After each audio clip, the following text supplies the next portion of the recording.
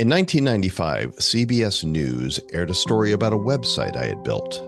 The first site we're going to take a look at this morning is WorldVillage. In the schoolhouse, however, you can go to an area called Parental Control, which has quite a few software programs and links to software programs that will filter indecency out for your children. Most people watching had never seen a website. That broadcast was the first entry in a pattern that would repeat itself for the next 30 years.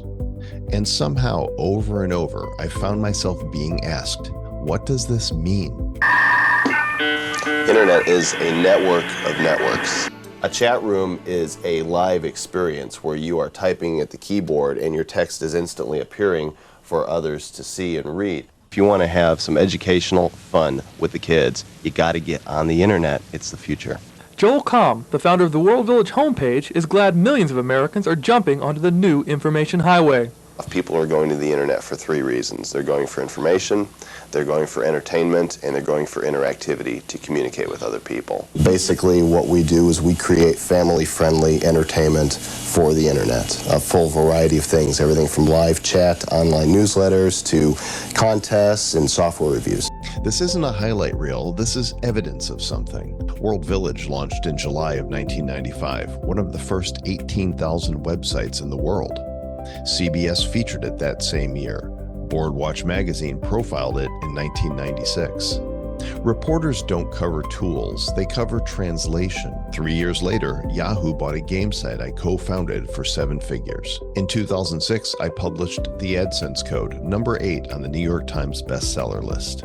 The appetite was for somebody to make the technology make sense. December 2008, my company released a 99-cent novelty app called iFart. By Christmas Day, it was the #1 paid app in the world and held that spot for 23 days.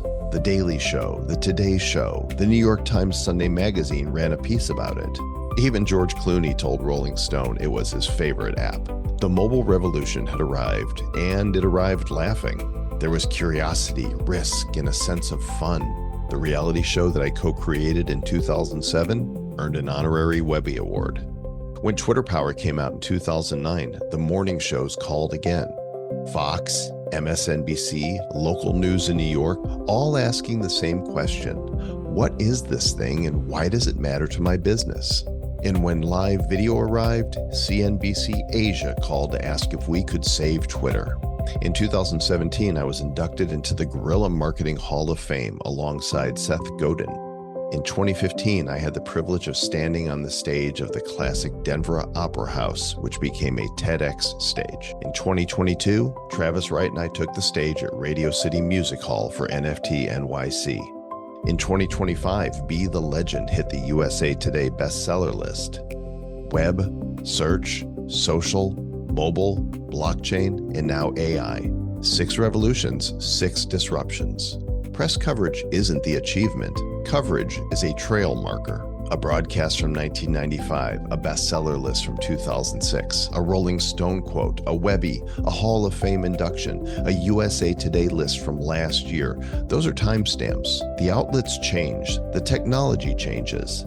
The need for a trusted voice never has.